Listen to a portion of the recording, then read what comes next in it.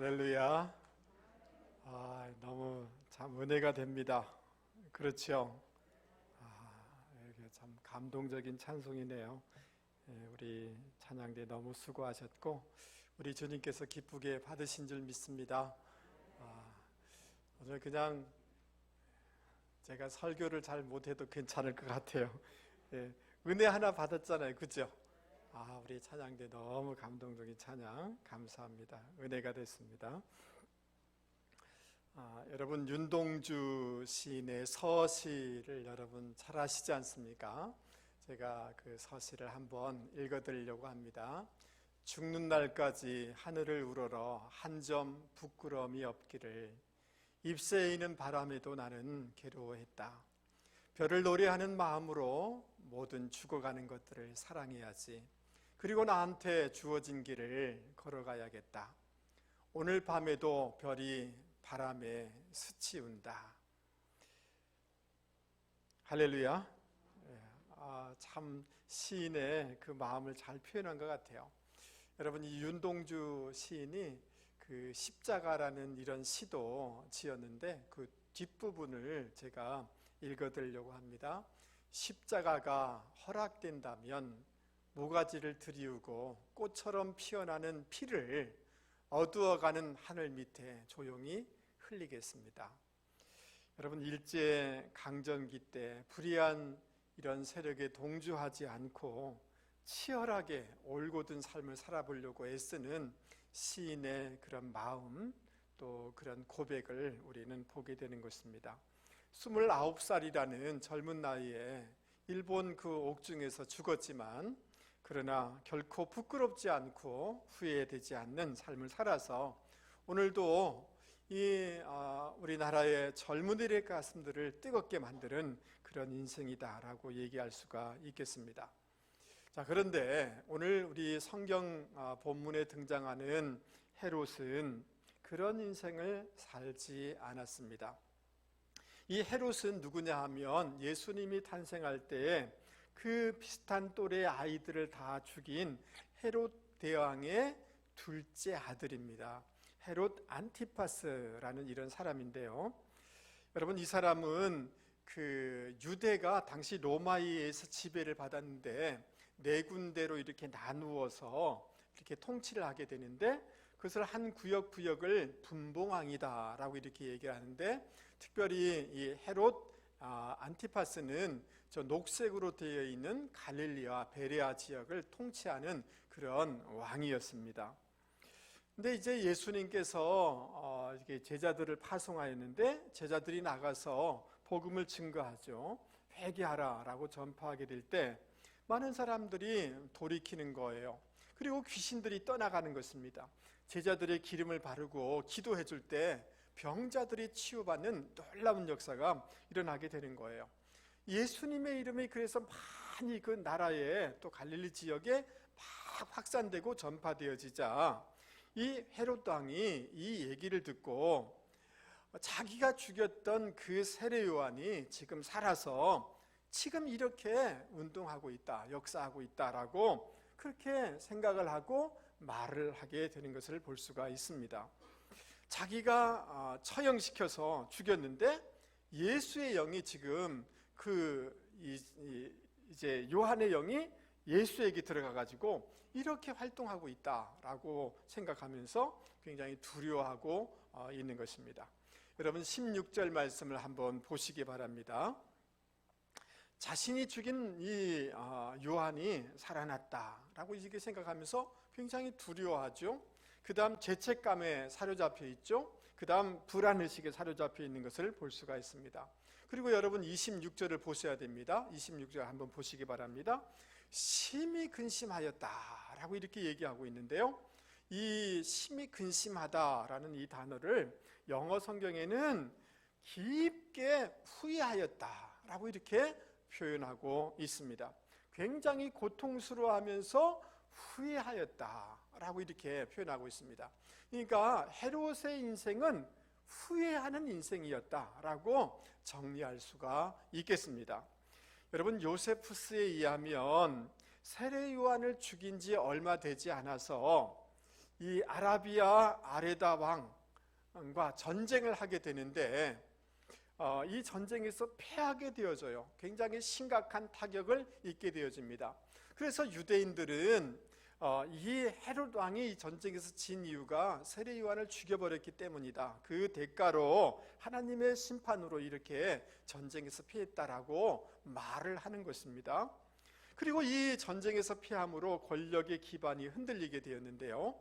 그러면서도 노마에 잘 보여야 되니까 노마 왕에게, 가리굴라라는 그 왕에게 잘 보이려고 갔다가 오히려 고소를 당해서 유배를 당하게 되어지고 유배지에서 죽음을 당하게 되는 것입니다. 여러분, 이런 헤롯의 인생을 보면 후회하는 인생이고 그 종말이 아주 비참하게 끝난 인생인 것을 알 수가 있습니다. 이것을 우리의 삶에 조금 적용을 해보면 우리가 어떻게 하면 후회하지 않은 인생을 살아갈 수 있을까? 어떻게 하면 하나님의 기쁨이 되어지고 우리 인생에 아름답게 열매를 맺는 인생이 될 수 있을까를 우리는 이 헤롯을 통해서 생각해 보게 되는 것입니다. 이런 질문을 하면서 오늘 우리 성경 말씀을 같이 살펴보려고 하는 것입니다.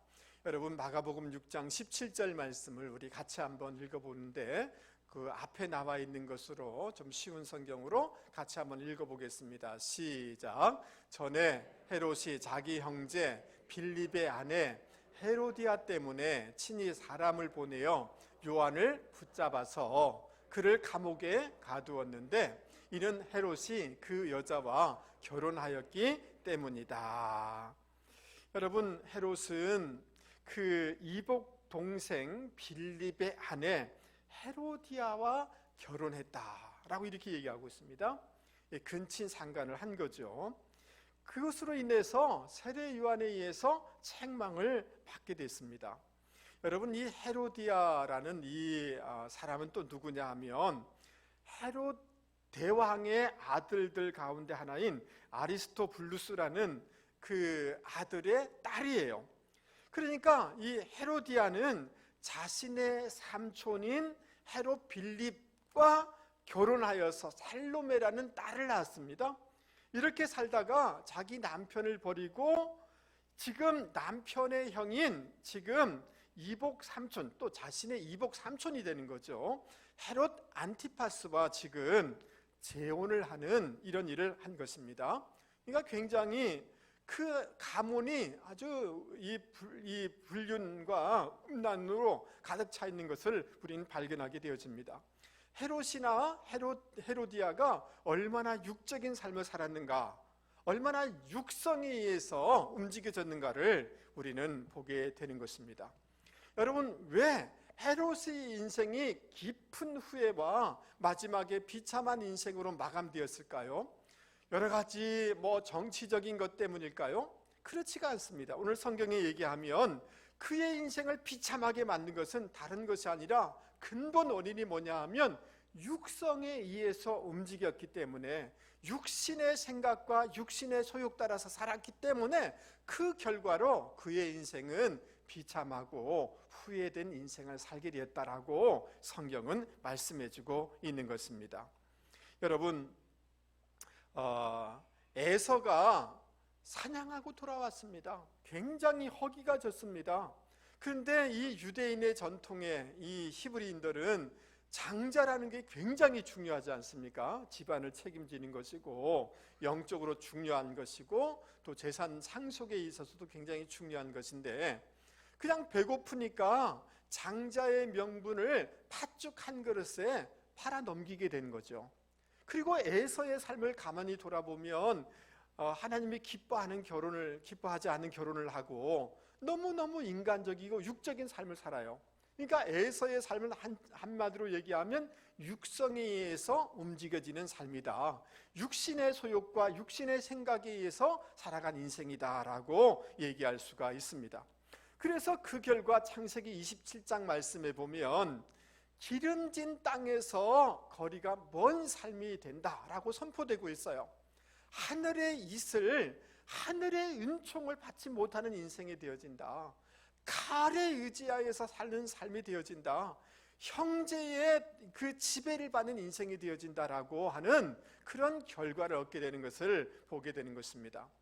여러분, 우리가 육적인 생각과 육적인 소욕에 따라서 살 것인가, 성령의 생각과 성령의 소욕 따라서 살아갈 것인가에 대해서 얼마나 차이가 있는지 로마서 8장에는 이렇게 말씀해 주고 있습니다. 우리 같이 한번 읽어보도록 하겠습니다. 크게 읽어보죠. 시작. 육신을 따르는 자는 육신의 일을, 영을 따르는 자는 영의 일을 생각하나니 육신의 생각은 사망이요 영의 생각은 생명과 평안이니라.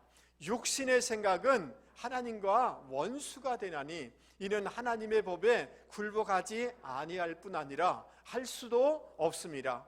육신에 있는 자들은 하나님을 기쁘시게 할 수 없느니라. 할렐루야. 육신을 따라서 살아가면 하나님을 기쁘게 할 수가 없다는 거예요. 생명과 평안을 누릴 수가 없다는 거예요. 따라서 우리는 영의 생각과 영의 소욕을 따라서 살아가야 되는 줄 여러분 믿을 수 있기를 바랍니다. 그래야 후회 없는 인생을 살게 되는 줄 믿습니다. 여러분, 그러면 우리가 어떻게 영의 생각과 영의 소욕을 따라서 살아갈 수가 있을까요? 그것은 예수님을 나의 주인으로 모실 때 육신의 소욕을 따라가지 아니하고 영의 소욕을 따라서 살아가게 되는 줄 믿습니다. 주님께서 사람을 통해서 만족을 추구하려고 하는 사마리아 여인에게 요한복음에 뭐라고 말씀하셨습니까? 이 물을 마시는 자마다 다시 목마르거니와 내가 주는 물을 마시는 자는 영원히 목마르지 아니하리니 내가 주는 물은 그 속에서 영생하도록 솟아나는 무엇이 되리라? 샘물이 되리라 라고 말씀해 주고 있는 것입니다. 사람을 통해서 만족을 누리려고 하고 세상의 그 어떤 쾌락을 통해서 어떤 것을 통해서 만족을 누리려고 해도 만족을 줄 수가 없다는 거예요.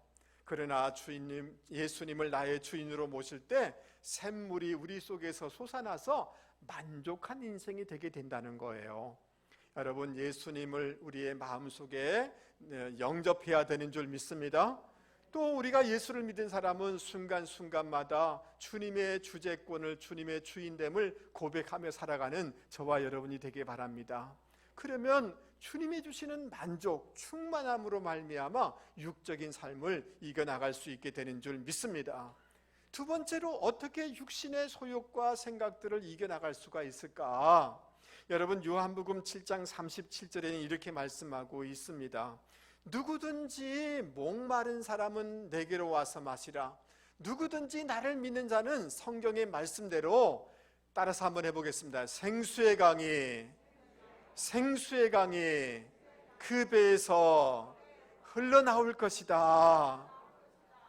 여러분, 우리가 우리의 죄를 회개하고 말씀에 따라 순종할 때, 기도하고 찬송할 때 성령으로 충만하여서 성령의 강이 우리 가운데 흐르게 된다는 거예요. 할렐루야. 아까 예수님을 믿으면 우리의 마음에 샘물이 솟아난다고 그랬습니다. 여러분, 강이 있으면 강 주변의 모든 나무와 식물들이 살아나게 되는 거죠. 강이 있으면 도시와 나라가 살게 되는 거 아닙니까? 그처럼 강은 강력한 영향력을 끼치게 되는 거죠. 여러분, 우리의 죄를 회개함으로, 기도함으로, 말씀에 순종함으로 성령의 강, 성령의 충만함을 덧입는 분들이 되기를 바랍니다. 성령의 충만함을 덧입게 되어지면 세상을 이기게 되는 줄 믿습니다. 성령에 충만하게 되어지면 마귀를 이기게 되는 줄 믿습니다. 성령에 충만하게 되어지면 죄를 이기게 되는 줄 믿습니다. 성령에 충만하면 우리의 자아를, 우리의 육신의 소욕을 이겨나갈 수 있게 되는 줄 여러분 믿을 수 있기를 바랍니다. 할렐루야. 우리가 어떻게 하면 육신의 소욕이 아니라 성령의 생각과 성령의 소욕 따라서 살아갈 수가 있을까요? 로마서 6장 12절 말씀에 보면 우리의 이 몸을 죄에게 드리지 말고 하나님께 드리라. 너의 지체를 의의 무기로 하나님께 드리라. 이렇게 말씀하고 있습니다. 날마다 순간순간마다 우리의 생각과 우리의 모든 결정과 모든 것들을 하나님께 계속 드려나갈 수 있는 저와 여러분이 되기를 바랍니다. 그래서 갈라디아서 5장 16절에는 이렇게 말씀하십니다. 우리 같이 한번 읽어보도록 하겠습니다. 크게 읽겠습니다. 시작. 내가 이르노니 너희는 성령을 따라 행하라. 그리하면 육체의 욕심을 이루지 아니하리라. 여러분, 이거 하지 말아야지, 이거 하지 말아야지, 이게 아니라 계속 성령을 따라서 우리의 몸을, 우리의 생각을, 우리의 결정을, 우리의 감정을 드러나가게 될 때 육신의 소욕이 아니라 성령의 소욕을 따라서 살아가게 되어지고, 우리의 인생이 아름다운 성령의 열매가 맺어지게 되고 후회하지 않는 인생을 살게 되는 줄 믿습니다. 며칠 전에 제가 신문을 보다가 아주 감동적인 기사를 보았어요. 여러분, 2008년 베이징 올림픽 때 여자 역도로 금메달을 땄던 장미란 선수 여러분 아시지 않습니까? 저분이 저렇게 살이 많이 빠졌어요. 운동을 많이 안 하니까 저렇게 되는가 봐요. 근데 이분이 그 유퀴즈라는 이런 프로그램에 와서 지금까지 함구했던 얘기를 이렇게 털어놨게 됐어요. 여러분, 고 함태호 오뚜기 회장님이 자기를 많이 도와줬다는 거예요. 자기가 그 이적하는 문제 때문에 갈등이 생겨가지고 어느 팀에도 소속되지 못한 그런 어려움에 처하게 됐다는 거예요.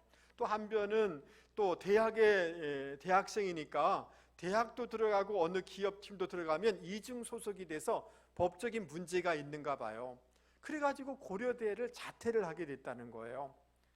그러니까 선수로서 굉장히 슬럼프가 어려울 때 아닙니까? 그때 그 함태호 그 회장님이 잘 먹고 해야 되는 운동인데 내가 당신을 돕고 싶다라고 하면서 이 장미란 선수를 물질적으로 또 여러 가지 음식으로 도와줬다는 거예요.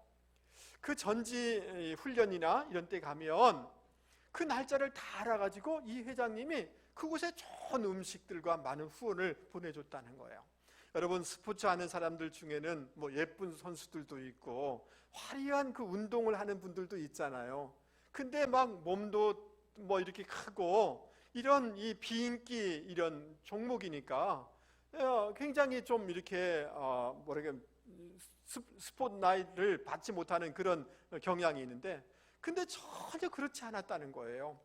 이 함태호 회장님이 자기를 도와주니까 너무너무 마음이 기쁘고 남들이 부럽지가 않더라는 거예요.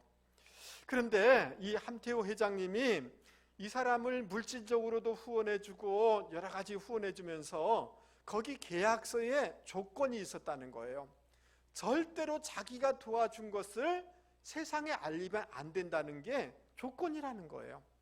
여러분, 기업이 어느 선수를 후원해서 그 선수가 나와서 모델이 되고 선전을 해서 기업의 윈윈이 되고 그래야 되는 거 아니에요? 근데 이상하잖아요. 많은 돈을 투자하면서 절대로 알리면 안 된다. 이상한 사람이라는 생각이 들었어요. 그래가지고 제가 이 함태호라는 사람이 어떤 사람인가를 조사를 쭉 했어요. 제 예측이 맞았어요. 여러분, 신실한 그리스도인인 거예요.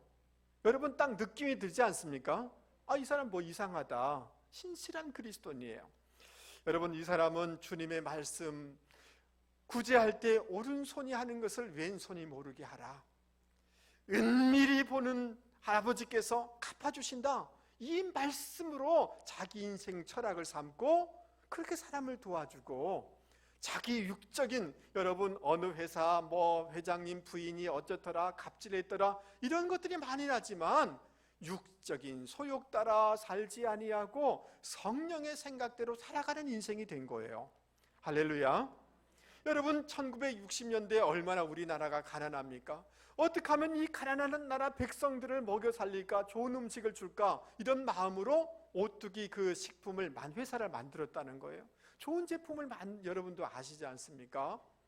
그리고 여러분, 자기는 근검 전략하면서 할 수 있으면 많은 사람들에게 은밀하게 많이 도와주려고 하는 거예요. 그래가지고 여러분, 4천여 명의 어린이 심장병에 걸린 어린이들을 치료해 준 거예요. 할렐루야. 여러분, 315억의 그 주식을 어려운 사람을 위해서 기부를 기꺼이 한 거예요.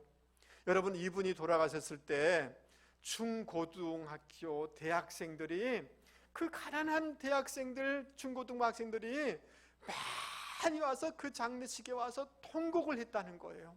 할아버지 하면서 울었다는 거예요. 왜 그랬을까요? 이 함태호 이 회장님이 아무도 모르게 도와줬기 때문에 그런 거 아니겠습니까?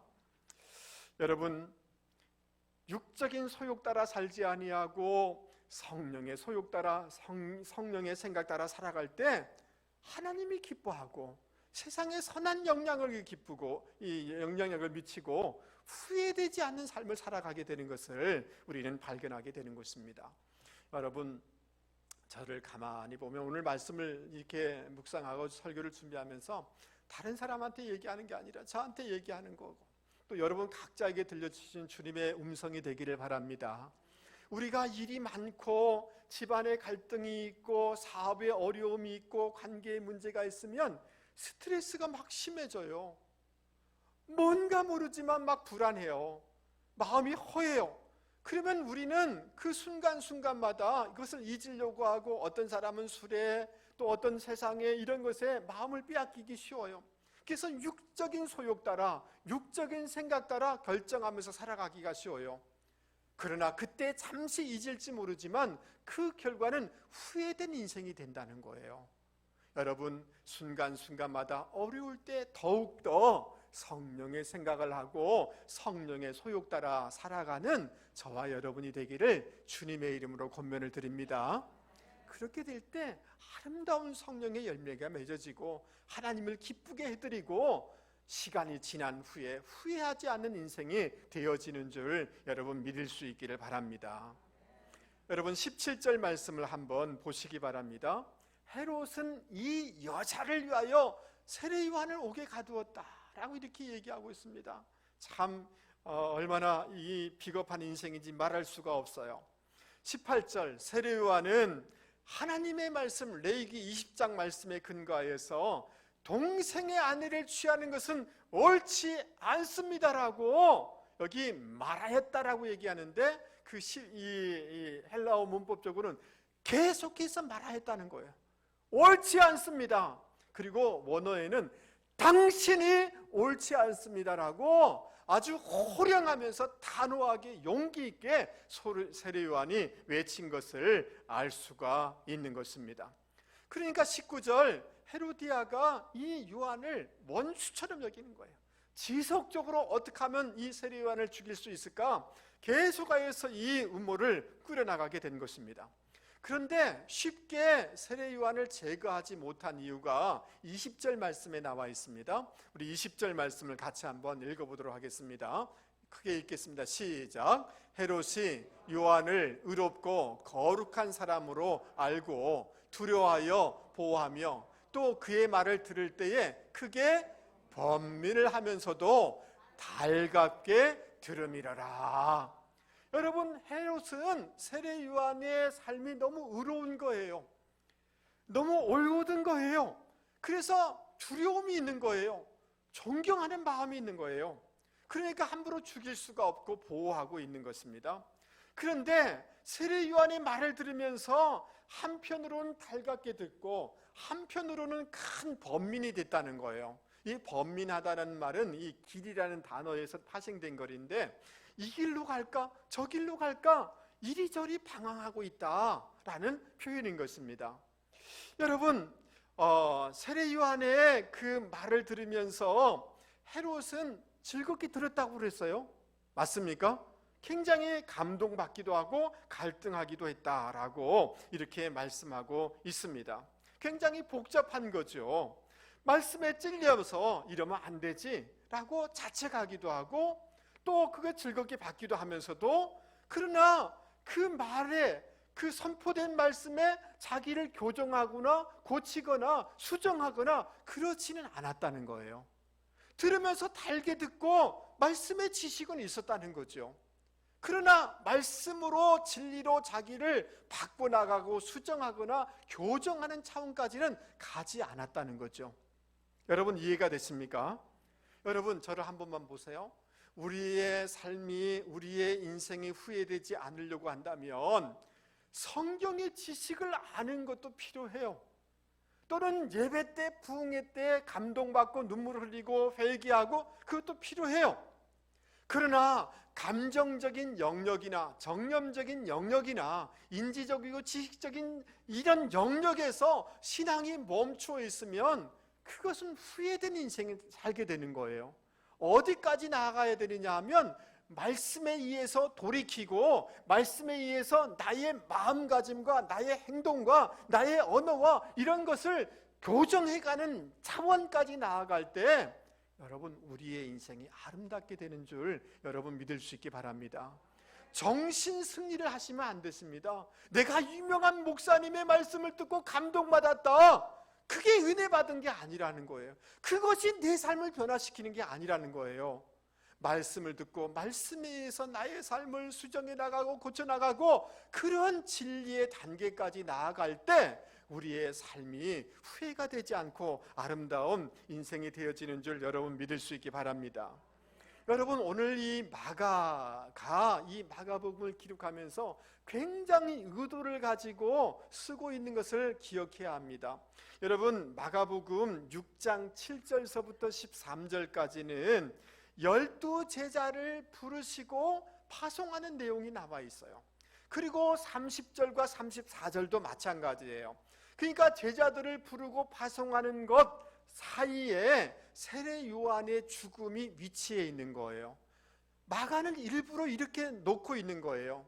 이 말은 무슨 말이냐 하면 너희들 주님을 따르는 길을 살기를 원하느냐, 제자의 길을 가기를 원하느냐, 복음이 전파되는 길을 가기를 원하느냐, 세례 요한처럼 고난의 길을 걸어야 된다, 진리를 따르는 삶을 살아야 된다, 심지어 순교가 있다 할지라도 그런 길을 걸어가야만 선교가 전도가 이루어지는 것이고 너의 삶이 후회가 없는 삶이다라는 것을 마가는 의도적으로 이 사이에 넣어서 지금 말해주고 있는 것입니다.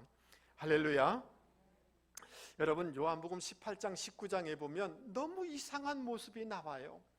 로마의 총독인 빌라도가 이상하게 관정 안에 들어있는 예수님과 관정 밖에 있는 그 종교 지도자들 사이를 관정 출입문을 들락날락 하면서 자기가 총독인데 바쁘게 움직여요.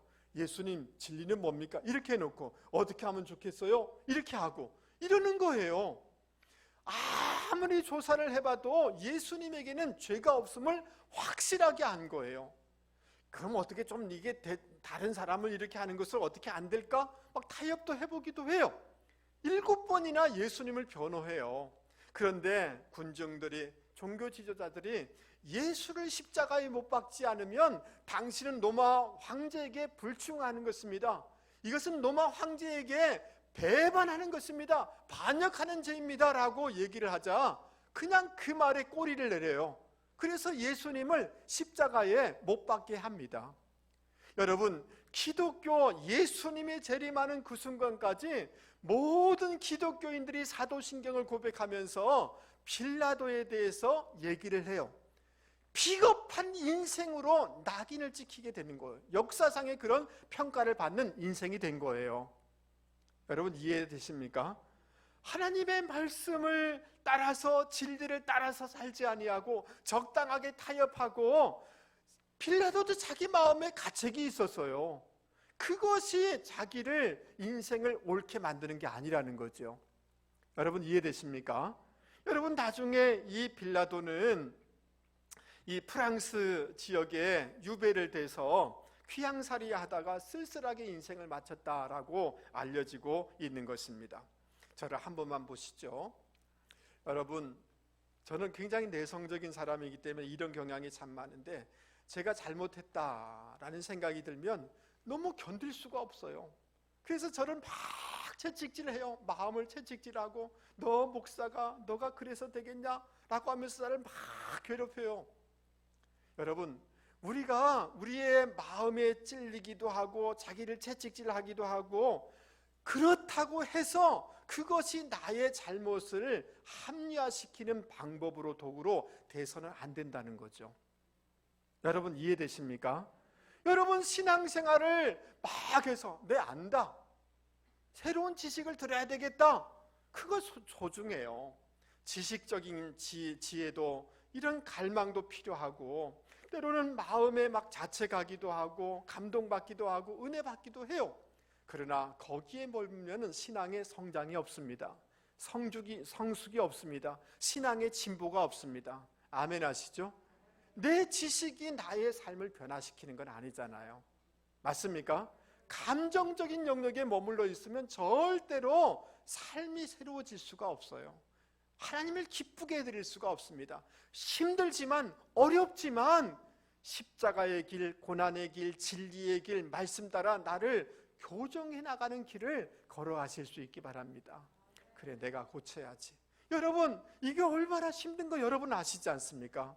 그러나 그렇게 되어져 갈 때, 그렇게 말씀으로 나를 수정해 나갈 때 거기에 후회하지 않는 인생, 주님을 기쁘게 해드리는 인생이 되는 줄 여러분 믿을 수 있기 바랍니다.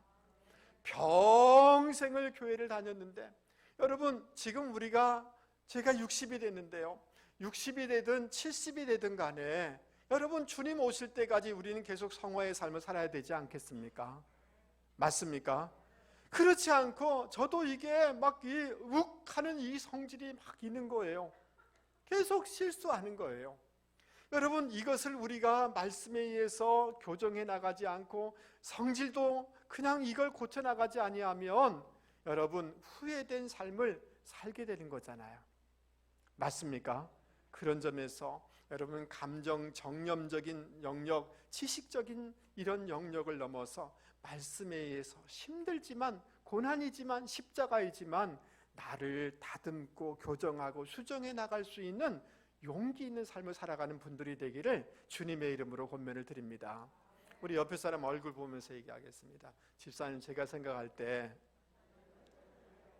집사님이 고쳐야 될 것 같은데요. 할렐루야, 할렐루야. 예, 신앙은 좋은데 절대 자기 수정을 안 해요. 그러면 후회합니다. 맞습니까? 지금 누구한테 얘기하고 있어요? 아니, 저한테 얘기하고 있어요. 여러분, 우리 스스로에게 선포하실 수 있길 바랍니다. 여러분, 이제 방송 실제 온풍기를 꺼줄 수 있기 바랍니다. 여러분, 21절 말씀에 보면 헤롯이 자기 생일에 그 고관들, 천부장, 갈릴리의 지도자들을 초청하여서 잔치를 벌이게 됩니다. 헤로디아는 이 기회를 놓치지 않았습니다. 자기 딸을 보내가지고 춤을 춰서 이 자기의 목적을 이루려고 합니다. 이 딸은 살로메라는 이 딸인데 전 남편 빌립과 그 사이에 난 딸입니다. 근데 여러분, 이상하지 않습니까? 여러분, 우리가 무슨 사극이라든지 이게 보면 그 왕의 이 잔치가 되면 무희들이 나와서 춤을 추잖아요. 근데 지금 누가 나와서 춤을 춰요? 공주가 나와서 춤을 추고 있는 거거든요. 여러분, 이해되시죠? 그 다음 22절 말씀을 한번 보시죠. 22절 말씀에 보면 기쁘게 했다라고, 그 춤이 기쁘게 했다라고 얘기하고 있어요. 근데 원어적으로 보면 기쁘게 하려고 애를 썼다는 뜻이에요. 여러분, 무슨 춤을 추었기에 기쁘게 하려고 애를 쓴 것일까요? 그러니까 살로메의 춤은 평범한 춤이 아닌 거예요. 굉장히 사람의 눈을 자극하는 관능적인 춤, 격정적인 춤을 춰서 사람들을, 헤롯을 기쁘게 하려고 애썼다는 거예요. 근데 이 춤을 보고 헤롯의 눈이 확 돌아간 거예요. 마음이 확 돌아간 거예요. 그러면서 이렇게 얘기합니다. 내가 원하는 것이 뭐냐? 내게 구하라. 내가 내게 주겠다. 이런 얘기를 했어요. 근데 조금 더 나가요. 한 젊은 계집아이의 현란한 그 음란한 춤을 이렇게 보고 넋을 잃어버린 거예요. 그러면서 23절 말씀에 보면 맹세하여 무엇이든지 내게 구하면 내가 내 나라의 절반이라도 내게 주겠다. 호언장담을 하는 거예요.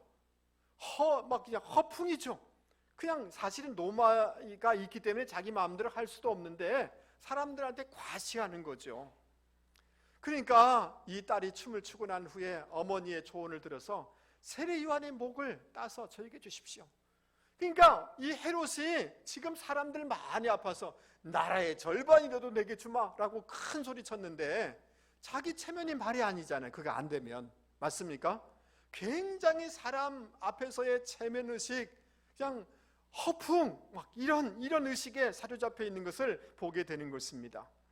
거절할 수가 없는 거죠. 굉장히 근신하면서도 그 자기 마음속에 그 자기 체면, 허세의식에 사로잡혀 있는 것을 볼 수가 있는 것입니다. 여러분, 양현애라는 분이 윤치호와 김교신이라는 이런 박사 논문을 썼는데, 이게 책으로 출판이 돼서 제가 가지고 있고 여러 번 이 책을 제가 읽으면서 도전을 받은 적이 있습니다. 여러분, 윤치호라는 사람은 역사 공부할 때 들어보셨잖아요. 여러분, 이 윤치호라는 사람은 일본과 중국과 미국까지 유학한 근대 최고의 지식인입니다. 우리 조선의 지식인이에요. 그 다음 이 윤치호라는 사람은 감리교를 출석도 했어요. 그리고 윤치호라는 사람은 독립협회 회장도 여긴 한 사람이에요. 근데 이 사람이 이상하게 식민지 말기에 그 일본에 의해서 직선 귀족으로 임명도 되고 적극적으로 이 협력자가 되어지는 거예요. 일본의 앞잡이가 되는 거예요. 그래서 잘 먹고 잘 살아서 80세에 생을 마치게 돼요. 근데 생을 마칠 때 어떻게 됐냐 하면, 해방이 됐을 때 우리 민족의 제일 반역자로 이렇게 평가가 되어서 고발이 되어서 자결해서 비참하게 죽게 되었어요. 여러분, 같은 시대 같은 나이대에 여러분 김교신이라는 사람은 3.1운동 후에 일본 동경 사범학교를 가서 사범대학을 나오게 됩니다. 한국에 돌아와서 학교 교사를 하게 되어집니다. 지리 과목을 가르치게 되는데요. 그리고 성서조선이라는 잡지를 전국에 배포하면서 조선이 살 수 있는 것은 경제도 필요하고 과학도 필요하고 이런 것들이 다 필요하지만 성경 위에 조선이 세워질 때 조선의 소망이 있습니다라고 외쳤던 사람이 김교신입니다. 여러분, 이분이 일본 가서 우치무라 간조라는 사람 밑에서 7년 동안 성경 공부하면서 예수님을 만나게 되어져요. 할렐루야. 그래서 예수의 사람이 된 거예요. 그리고 교사 생활을 하면서 우리나라 지도를 그리라고 하는데 아이가 엉터리로 그리니까 그 아이를 때리면서 자기가 막 우는 거예요. 조선을 사랑해야지 우리가. 그러면서 이 김교신 선생 밑에서 자란 사람이 여러분 누구냐 하면 송기정 선수 여러분 아시잖아요. 유달령, 윤석중 이런 사람들이 이 선생님 밑에서 나온 거예요. 그는 나중에 그 조선의 노동자, 일본 공장에서 일하는 노동자들을 돌보기 위해서 그 공장에 가서 일하다가 전염병에 걸려서 44살의 젊은 나이에 죽어요. 그러나 김교신은 우리 역사의 정신사에 너무나 소중한 사람인 거예요. 그의 그 신학적인 이런 것들이 굉장히 소중한 거예요. 근데 84살까지 살았지만 정말로 부끄러운 인생을 살다가 제1민족 반역자로 죽은 윤치호가 있는데 왜 이 삶이 달라졌을까? 이 박사의 논문의 핵심은 이렇습니다. 그들이 갖고 있는 세계관 때문이라는 거예요. 윤치호라는 사람은 강한 세력을 가진 사람이 영구히 약한 사람을 지배한다는 세계관, 가치관을 가졌기 때문이라는 거예요. 그러나 김교신은 주님의 부활을 믿었다는 거예요. 부활은 역사가 일어나게 되는 것이 부활인 줄 믿습니다. 진리가 승리한다는 것이 부활의 신앙인 줄 믿습니다. 하나님이 역사를 주관한다는 것이 그 부활의 신앙인 줄 믿습니다.